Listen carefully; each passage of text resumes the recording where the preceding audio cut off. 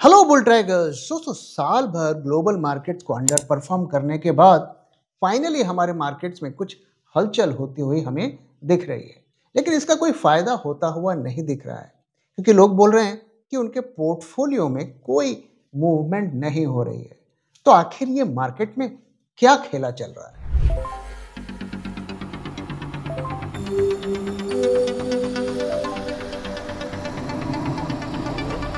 जब मार्केट की हो बात, बेटर आस्क बुल ट्रैक। लोग आजकल मुझे काफ़ी मैसेजेस कर रहे हैं और पूछ रहे हैं कि मार्केट्स तो ऑल टाइम हाई के आसपास जा रहा है, दुनिया भर के मार्केट्स ऊपर जा रहे हैं, सभी कमोडिटी ऊपर जा रहा है, लेकिन उनका पोर्टफोलियो नीचे क्यों जा रहा है? तो आज मैं आपको इसकी वजह बताऊंगा कि हमारे मार्केट्स में क्या खेला चल रहा है। लेकिन उससे पहले आइए आरबीआई की पॉलिसी के बारे में बात कर लेते हैं कि वहाँ पर आरबीआई ने आज क्या कहा और उसका मार्केट पर क्या इम्पैक्ट आज पड़ा और आने वाले दिनों में क्या इम्पैक्ट पड़ सकता है। तो अगर आरबीआई की पॉलिसी की हम बात करें तो आरबीआई ने आज एक मॉडेस्ट रेट कट किया 0.25% का। और मैंने कुछ दिनों पहले आपके साथ शेयर किया था कि इकोनॉमिस्ट के सर्वे में जो पिक्चर निकल कर आई थी वो थी कि 13 में से 9 इकोनॉमिस्ट ने ये कहा था कि अभी रेट कट की उम्मीद नहीं है। रीजंस भी मैंने आपके साथ शेयर किए थे। और सिर्फ 4 इकोनॉमिस्ट ने कहा था कि अगर रेट कट होगा भी तो मॉडेस्ट होगा 0.25%। तो मेजॉरिटी ऑफ इकोनॉमिस्ट को इग्नोर करते हुए आरबीआई ने 0.25% का रेट कट कर दिया और अब रेपो रेट 5.25% के आसपास हो गया, जो कि 3 साल के लोएस्ट लेवल पर है। हम जानते हैं कि ये रेट कट एक्सपेक्टेड था, लेकिन जिस तरीके से हमारे करेंसी में हमें वीकनेस देखने को मिली तो इकोनॉमिस्ट को एक सेकंड थॉट आ रहा था कि शायद नहीं होगा। और कुछ हद तक वो सही भी हैं क्योंकि कोई मेजर रेट कट नहीं हुआ, ये टोकन 0.25% का रेट कट हुआ। अब जो अपनी कमेंट्री में आरबीआई गवर्नर ने और क्या क्या कहा मैं क्विकली आपके साथ शेयर कर देता हूँ। तो पहला जो उन्होंने कहा कि बैंकों में लिक्विडिटी अभी डालनी है। ऐसा लगता है कि बैंक्स अभी भी प्रॉब्लम में चल रहे हैं, उनकी लिक्विडिटी की इशू रिजॉल्व नहीं हुई है।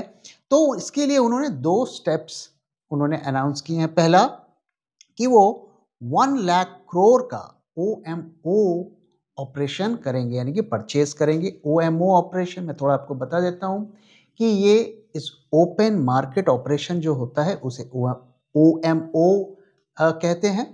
और इसका पर्पस होता है बैंकिंग सिस्टम में या तो लिक्विडिटी डालनी हो या वहाँ से लिक्विडिटी हटानी हो।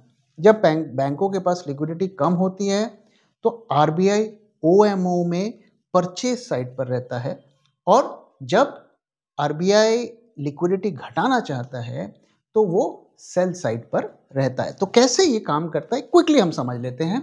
तो जैसे हम जानते हैं कि गवर्नमेंट के बॉन्ड्स होते हैं, तो जितने भी फाइनेंशियल इंस्टीट्यूशंस होते हैं, बैंक होते हैं, वो उन गवर्नमेंट बॉन्ड्स को होल्ड करते हैं। जब आरबीआई को बैंकों को पैसे देने होते हैं तो वो ओएमओ ऑपरेशन करता है। और आरबीआई इसमें क्या कहता है कि बोलता है आप अपने गवर्नमेंट बॉन्ड्स हमें दे दो और बदले में हम आपको पैसे दे देंगे। तो बैंकों के पास पैसे आ जाते हैं।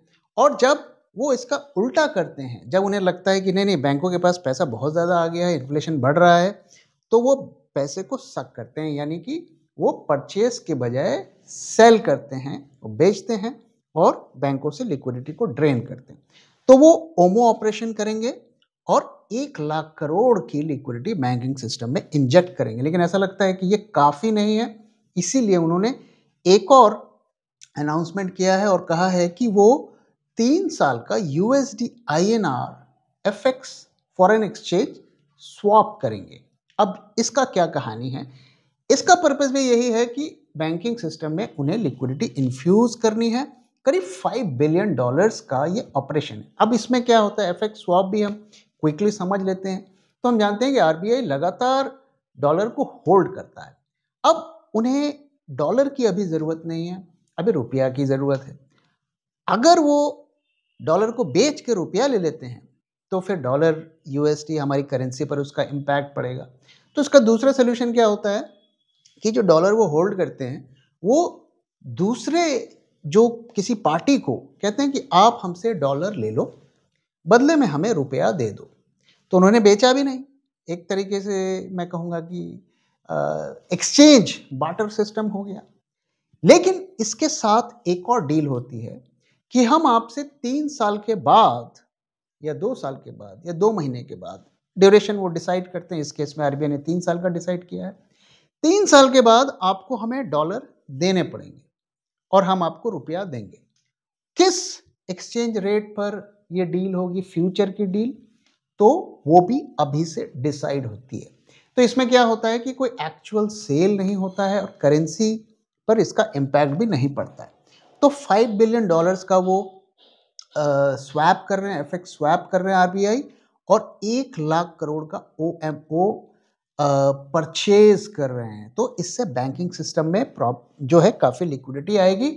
और हम लगातार आपके साथ शेयर भी कर रहे हैं कि बैंकिंग सिस्टम में लिक्विडिटी का क्राइसिस ऐसा लगता है कि ख़त्म होने का नाम ही नहीं ले रहा है। पिछले 4 महीने से हम सुन रहे हैं कि बैंक्स में लिक्विडिटी इन्फ्यूज़ की जा रही है, लिक्विडिटी इन्फ्यूज़ की जा रही है। और इसीलिए इस पॉलिसी के बाद भी आप देखेंगे आज के दिन बड़े बैंक्स ने बहुत ज़्यादा पॉजिटिवली रिएक्ट नहीं किया। हाँ, एनबीएफसीज ने काफ़ी ज़्यादा रिएक्ट किया। थोड़ी देर में हम इसके बारे में बात करेंगे। साथ ही आरबीआई ने एक और चीज़ कही कि इकोनॉमी के बारे में कहा कि we are in a Goldilock economic situation. अब गोल्डीलॉक सिचुएशन क्या होती है इकोनॉमी की? ये एक ऐसा फेज होता है जिसमें मैं कहूँगा कि स्लो नहीं, मॉडरेट टू स्टडी ग्रोथ हमें देखने को मिलता है। अनएम्प्लॉयमेंट यानी कि बेरोजगारी काफ़ी कम होती है और महंगाई भी काफ़ी कम होती है। अब इसमें कितनी सच्चाई है आप खुद बताइए। क्या हमारे इकॉनमी में स्टडी ग्रोथ हो रही है, क्या मॉडरेट ग्रोथ हो रहा है? मैं तो स्टडी तो नहीं कहूँगा क्योंकि कई क्वार्टर्स में प्रॉब्लम्स भी हमें देखने को मिली, अप्स डाउन हो रहे हैं। लेकिन चलिए मान लेते हैं, जहाँ तक लो अनएम्प्लॉयमेंट की बात है, क्या बेरोजगारी कम हो गई है? अब ये भी एक सब्जेक्टिव मैटर है। अगर आप सारे जो भी लोग अर्न कर रहे हैं, ठेले लगा रहे हैं या फूड ब्लॉगिंग के वीडियो बना रहे हैं या रील बना रहे हैं, अगर उनको भी जोड़ें तो शायद अनएम्प्लॉयमेंट कम हो गई होगी। लेकिन जो फॉर्मल एम्प्लॉयमेंट है, मुझे लगता नहीं कि उसमें कमी हुई है।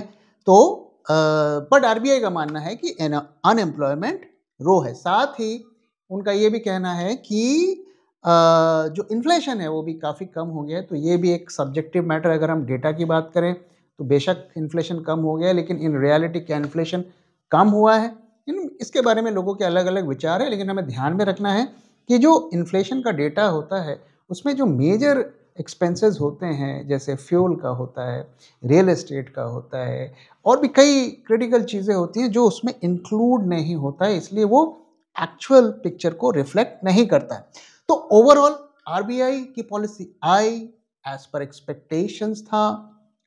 अब मार्केट ने इसको लेकर कैसे रिएक्ट किया?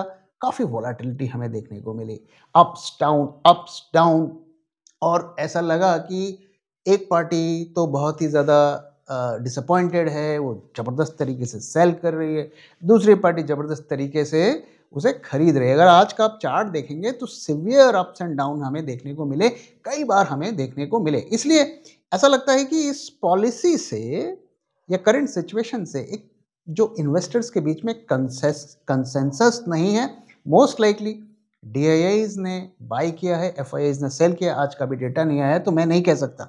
और यही जो इस वीडियो का थीम भी है कि मार्केट में हो क्या रहा है, क्या गेम चल रहा है, जिसकी वजह से हम देख रहे हैं कि मार्केट्स लगातार न्यू हाईज को टच कर रहा है, लेकिन लोग कह रहे हैं कि भाई हमारे पोर्टफोलियोज क्यों नहीं मूव कर रहे, वो रिवर्स डायरेक्शन पर क्यों जा रहे हैं। तो ये पूरे गेम को आइए समझते हैं।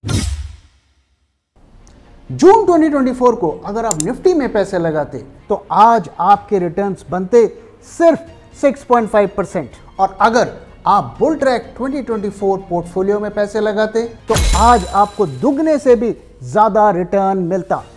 और गौर करने वाली बात यह है कि पिछले दिनों जो मार्केट में हमें ब्लड बाथ देखने को मिला, उस ब्लड बाथ में भी हमारे पोर्टफोलियो ने लगातार पॉजिटिव रिटर्न्स दिखाए। और ये कोई तुक्का नहीं है, क्योंकि ऐसे ही शानदार रिटर्न्स हमने अपने 2021 पोर्टफोलियो में भी अपने सब्सक्राइबर्स को दिए थे। 2021 के पोर्टफोलियो में 21 में से 7 स्टॉक्स ने 100% से भी ज्यादा पीक रिटर्न्स दिए और 15 स्टॉक्स ने 50% से भी ज्यादा रिटर्न्स दिए। और कई स्टॉक्स जैसे कि भेल, and Cochin shipyards multi bagger साबित हुए। तो आखिर हम ऐसा कैसे कर पाए? Being a SEBI registered RA, I can tell you, सिर्फ फंडामेंटली स्ट्रॉन्ग स्टॉक को सिलेक्ट करने से ही आपका पोर्टफोलियो ग्रीन में रहेगा ऐसा जरूरी नहीं। उसके साथ टेक्निकल, क्वांटिटेटिव और डेटा एनालिसिस भी जरूरी होती है। सबसे जरूरी है कि आप स्टॉक को किस प्राइस पर खरीद रहे हैं, और इसीलिए हर स्टॉक को जो हम बुल ट्रैक पोर्टफोलियो में ऐड करते हैं उसे गुजरना पड़ता है bull track in house research के 10 स्ट्रिंजेंट क्राइटेरिया से, ताकि आपको मिले एक शानदार स्टॉक एक शानदार प्राइस में। तो देर किस बात की, आज ही सब्सक्राइब करिए बुल ट्रैक पोर्टफोलियो को हमारी वेबसाइट bulltrack.in को विजिट करके, या स्क्रीन पे दिए हुए नंबर से हमसे कांटेक्ट करिए। Investment in securities market are subject to market risks. Read all the related documents carefully before investing. तो दोस्तों, हम जानते हैं कि मार्केट में क्या हो रहा है कि DIIs लगातार पैसे को पंप कर रहे हैं। उनके पास काफ़ी ज़्यादा रिटेल के सिप का पैसा आ रहा है, फंड में इनफ्लोज आ रहे हैं, तो उस पैसे का इस्तेमाल वो लगातार कर रहे हैं, खरीद रहे हैं और FIIs बेच रहे हैं।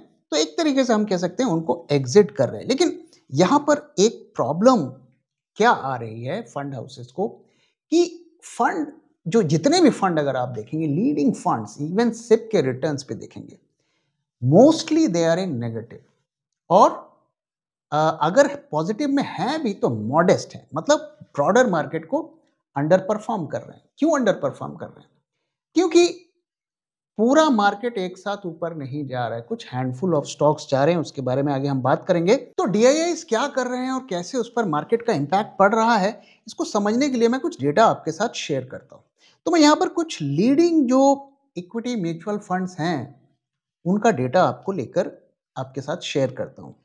तो इसमें अगर आप देखें, पहले हम सितंबर 30 तक का उनका क्या रिटर्न्स उन फंड्स ने दिया है उसको समझते हैं, और उसी से हमें कहानी समझ में आएगी। तो सितंबर 30 तक अगर रिटर्न्स देखेंगे टॉप म्यूचुअल फंड्स के, इक्विटी म्यूचुअल फंड्स के, तो क्या है? एक्सिस मल्टी कैप का 3.3% नेगेटिव, इसके बाद बंधन वैल्यू फंड का 7.03% negative, DSP large cap -1.78% negative, Edelweiss flexi cap -5% negative, Franklin flexi cap -4.60% negative, HDFC large mid cap -4.08% negative, HSBC flexi cap -3.71% negative, ICICI Prudential large cap -1.66% negative. तो सितंबर के end तक ये सारे mutual funds, large cap, mid cap, small cap, ये सारे negative return दे रहे हैं। अब कोई भी फंड हाउस के लिए जब उनका फंड परफॉर्म नहीं करता है तो ये रिटेल में एक डिसअपॉइंटमेंट क्रिएट करता है। काफ़ी रिटेल वाले प्रॉफिट बुक भी कर लेते हैं कि अरे हमने तो 2 साल पहले लगाया था, हम प्रॉफिट में हैं, अब तो रिटर्न नहीं आ रहा है, निकाल लेते हैं, बाद में फिर लगा लेंगे। इस तरीके की चीज़ें होती हैं, तो कोई भी फंड हाउस इसे पसंद नहीं करता है। और आप देखेंगे कि तभी वो शुरू होता है कि अरे इसे मत तोड़ो, लॉन्ग टर्म का सोचो, इस तरीके की बातें होती हैं। अब यहाँ पर जो हम इम्पैक्ट इसका देखें कि क्या हो रहा है, तो इसका इम्पैक्ट ये हुआ कि उनके रिडम्पशन के प्रेशर्स बढ़ने लगे। अब हम अगर रिडम्पशन का डेटा देखें तो अप्रैल में करीब 32,000 करोड़ का रिडम्पशन हुआ, मई में 37,000 करोड़ का हो गया, फिर जून में थोड़ा घटा, और फिर सितंबर आते आते फिर वो बढ़ने लगा, 36,000 करोड़ का हो गया। अक्टूबर में आकर ये 39,000 करोड़ का हो गया। तो अक्टूबर आते आते रिडम्पशन तेजी के साथ बढ़ने लगे। अब अक्टूबर का डेटा मैंने आपके साथ शेयर किया, एग्जैक्टली 38,920 करोड़ का हो गया। अब ये जो रिडम्पशन है अक्टूबर के महीने का, ये इस साल का हाईएस्ट है। मैं इस साल भी नहीं कहूँगा, मैं पिछले, अगर हम 12-16 महीने में देखें, यानी कि पिछले साल 2024 अप्रैल से अभी तक देखें तो ये थर्ड हाईएस्ट है। इससे ज़्यादा अक्टूबर का डेटा याद रखिएगा, 39,000 करोड़ का रिडम्पशन था। मैं इक्विटी म्यूचुअल फंड की बात कर रहा हूँ। और इससे ज़्यादा अगर आप देखें ना तो जून 2024 को था करीब 40,000 करोड़ का और जुलाई में 44,000 करोड़ का। तो पिछले साल 2024 में जून जुलाई के बाद हाईएस्ट हमें रिडम्पशन देखने को मिला। अब आपको पता होगा कि जून में जो 40,000 और जुलाई में 44,000 करोड़ का रिडम्पशन हुआ, उसका मार्केट पर क्या इम्पैक्ट पड़ा हम जानते हैं। तो क्या इस बार भी होने वाला है? अब एक तरफ आपके फंड परफॉर्म नहीं कर रहे हैं, दूसरी तरफ आपके रिटर्न्स मॉडेस्ट होते जा रहे हैं और खतरा बढ़ रहा है कि रिडम्पशन और ना बढ़ जाए, लोग और भी सिप ना बंद करने लगे। और इसीलिए ऐसा लगता है कि फंड हाउसेस ने सिलेक्ट हैंडफुल स्टॉक्स को खरीदा है, जिसकी वजह से इंडाइसेस ऊपर गए हैं, सभी इंडाइसेस ऊपर गए हैं और उनके रिटर्न्स अब पॉजिटिव में आ गए हैं। अब मैंने आपके साथ शेयर किया कि ये सारे जो फंड्स थे, इनके सितंबर 30 तक के रिटर्न्स अगर हम देखें तो सारे नेगेटिव थे। एवरेज मैं कहूँगा 3 से 4% का नेगेटिव रिटर्न था। अब अगर आप करंट रिटर्न्स देखें तो हमें क्या देखने को मिलता है, ये सारे के सारे HSBC फ्लेक्सी कैप को अगर छोड़ दें तो सारे के सारे पॉजिटिव में आ गए हैं। और इसमें मैं देख सकता हूँ कि ICICI प्रूडेंशियल लार्ज कैप तो 8.5% पॉजिटिव आ गया है, DSP लार्ज कैप 6.55% वापस पॉजिटिव में आ गया। तो ये सारे जो हैं पॉजिटिव में आ गए हैं। तो अब देख सकते हैं कि किस तरीके से बाइंग की गई, उनके फंड्स पॉजिटिव में आ गए, लेकिन ब्रॉडर मार्केट नहीं चढ़ा। तो सीधा सीधा ये बताता है कि सिलेक्टिव बाइंग हुई है और ऐसा लगता है कि इसका पर्पस यही है कि किसी तरीके से फंड के रिटर्न्स को पॉजिटिव बना दो। तो स्ट्रैटेजी सिंपल है कि focus on large cap, focus on Nifty, क्योंकि अगर आप स्मॉल कैप और मिड कैप को देखेंगे ना तो वहां पर वो भी अंडर परफॉर्म कर रहे हैं। तो ज़्यादातर जो रिटेल वाले होते हैं वो स्मॉल कैप मिड कैप में पोजीशन ज़्यादा बनाना पसंद करते हैं, क्योंकि उन्हें लगता है कि कम पैसे में ज़्यादा शेयर खरीद लेंगे तो उनके रिटर्न्स नेगेटिव है। मैं आपसे शेयर करता हूँ, एक साल में 365 डेज में निफ्टी का रिटर्न 6.45% है, FD के बराबर, और पिछले 30 दिनों में उसका रिटर्न 1% है, कम से कम पॉजिटिव में आ गया। तो एक महीने में भी पॉजिटिव और एक साल में भी 6.5%। वहीं अगर आप स्मॉल कैप देखें, स्मॉल कैप 250 एक साल में 8% डाउन है और 30 डेज में 4.89% डाउन है, एक महीने में भी डाउन, एक साल में भी डाउन। अगर मिड कैप 150 को देखें, एक साल में 3.9% अप है। तो अब तो ये भी आया है, लेकिन निफ्टी का आधा चढ़ा है, यानी कि अंडर परफॉर्म किया है और 30 डेज में नेगेटिव रिटर्न है। तो ये पूरा डेटा आप देखेंगे, इससे एक चीज क्लियर हो रही है कि सिर्फ इंडेक्स को खींचा जा रहा है और खींचने के पीछे उनका अपना मोटिव है कि लोग सिप्स ना बंद कराएं, फंड से रिडम्पशन ना कराएं, और जैसी चीज़ें चल रही हैं वैसी चलती रहें। और साथ में एक इंडिकेशन भी होगा कि देखो GDP अच्छा आया, हमारा मार्केट भी ऊपर चढ़ रहा है, तो एक कहते हैं ना कि एक फील गुड फैक्टर लोगों के अंदर आएगा। तो क्या ये कंटिन्यू होगा? तो देखिए, इसमें भी हमें सोचने वाली बात है कि क्या ये अगले साल भी ऐसा ही कंटिन्यू करेगा? तो इस तरीके की चीज़ें ज़्यादा दिन सस्टेन यूजुअली नहीं करती हैं।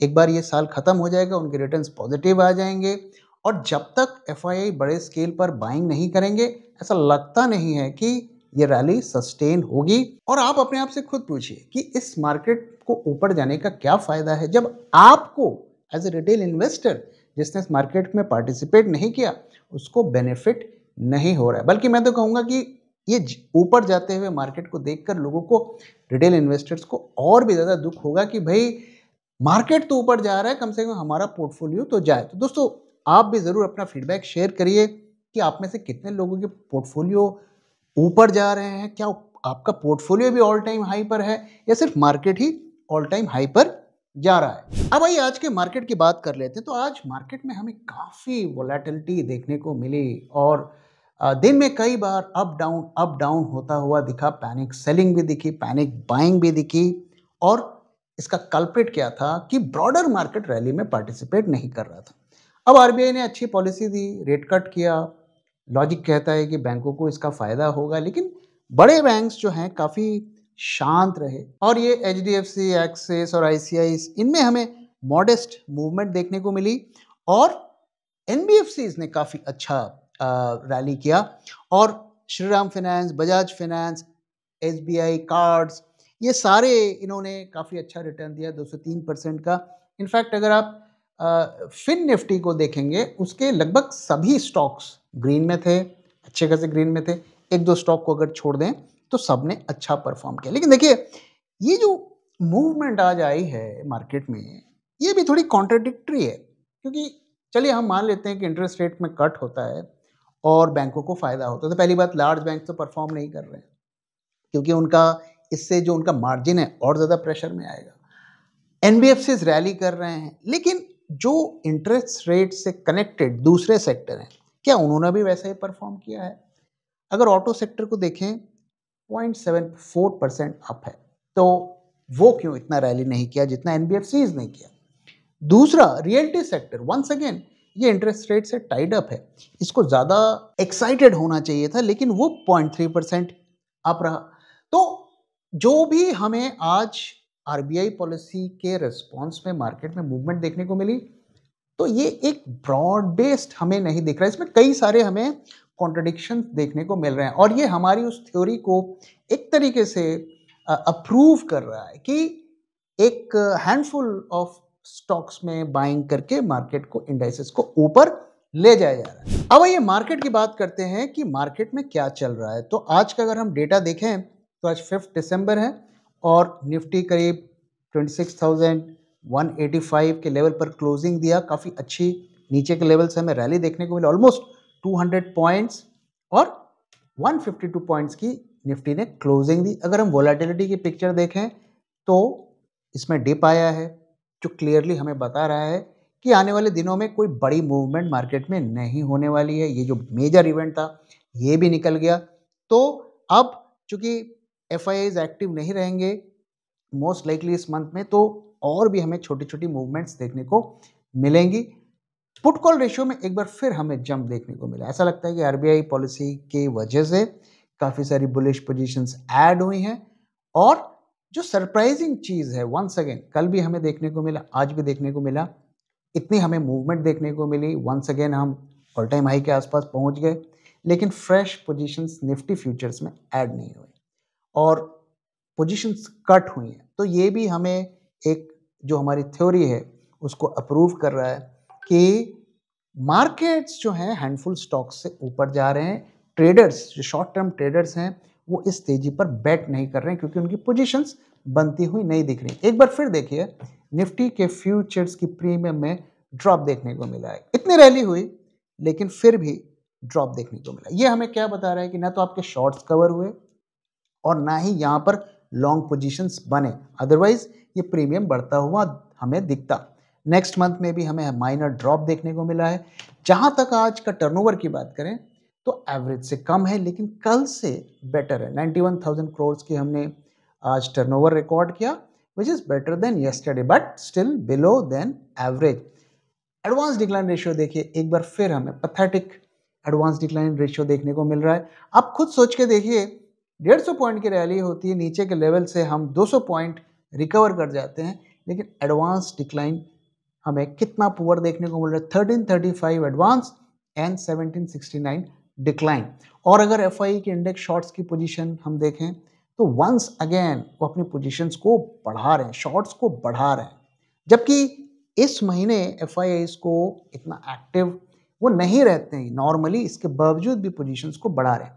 एक्सपायरी के दिन उन्होंने कितनी पोजीशंस कट कर दी थी, तो 87,000 कॉन्ट्रैक्ट से बढ़ाकर उन्होंने 1,22,000 की पोजीशंस बना दी हैं। तो ये उनका एक आउटलुक दिखा रहा है कि जो भी मार्केट में चल रहा है वो उससे कंफर्टेबल नहीं है। तो अब देखना है कि डीआईज कितना खरीदते हैं, एफआईज कितना बेचते हैं। तो अब ये महीना तो इसी तरीके से चलेगा। होपफुली अगले साल हमें मार्केट के असली डायरेक्शन के बारे में पता चलेगा। अब जहां तक लेवल्स की बात है दोस्तों, तो डेटा मैंने आपको दिखाया, लेवल्स हमारा वही है 25,840। मैंने पहले भी आपके साथ शेयर किया था कि मार्केट ऐसा लगता है कि 250-300 पॉइंट्स के बीच में फंसा हुआ है। तो ये जो ऑप्शन बायर का मार्केट नहीं है, तो इसलिए मेजर पोजीशंस बनाने से हमें बचना चाहिए। हेजिंग के साथ ही ट्रेड करना चाहिए। शॉर्ट करने का जो हमारा लेवल है वो अनचेंज्ड है 25,840। अब देखते हैं अगले महीने मार्केट हमें क्या दिखाता है। तो दोस्तों इसी के साथ इस वीडियो को यहाँ पे मैं खत्म कर रहा हूँ। वीडियो कैसा लगा जरूर बताइएगा और आप क्या सोचते हैं आरबीआई पॉलिसी के बारे में और मार्केट के न्यू हाइस के बारे में। अपना फीडबैक शेयर करना मत भूलिएगा दोस्तों, क्योंकि आपके फीडबैक से भी हम बहुत कुछ सीखते हैं। तो thank you very much for watching and thank you for your